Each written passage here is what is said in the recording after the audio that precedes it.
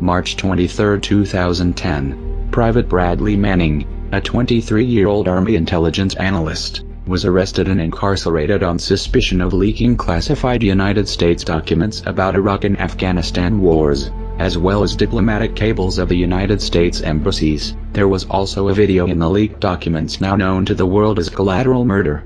This video shows two American airmen in an AH-64 Apache helicopter lying to their ground controller about the presence of armed insurgents on the ground in Baghdad.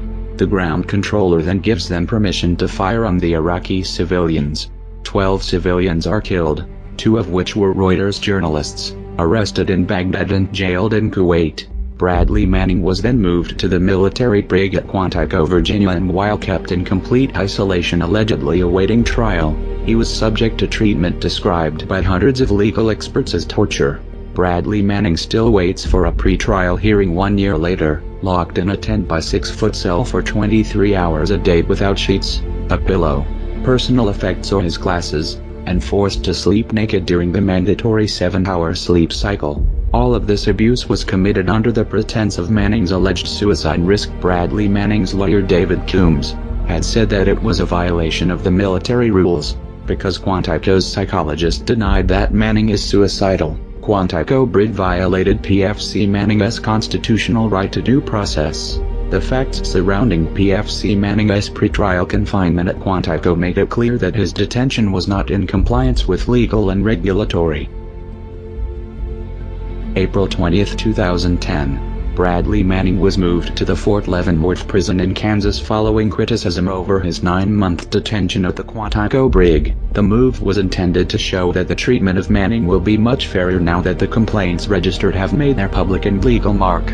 But they did not tell us that along with the move came an apparent order for PFC Manning's indefinite incarceration. One of the several charges that have been put to paper but not yet read in court is cooperating with the enemy, a charge that makes Manning eligible for the death penalty.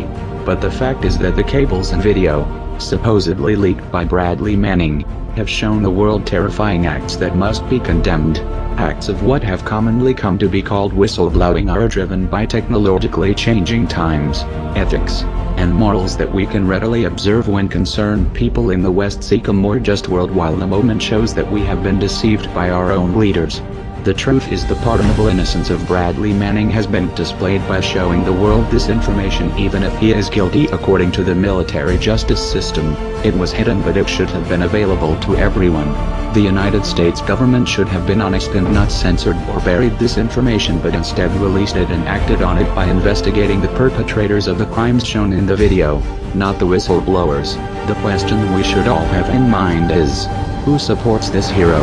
Most people know and support WikiLeaks and Julian Assange, but meanwhile, time is passing and Bradley Manning's life is being wasted in jail. Heroic if he did release the Collateral Murder video, and incarcerated in inhumane conditions under false pretenses for a year if he wasn't the one responsible. Either way, it is glaringly obvious to all of us that Bradley Manning shouldn't be the one in court, as we can see when we view those cables and the atrocities he allegedly was exposing. Free Bradley Manning. Jail the criminals, not the whistleblowers. We are anonymous. We are legion. We do not forgive. We do not forget. Expect us.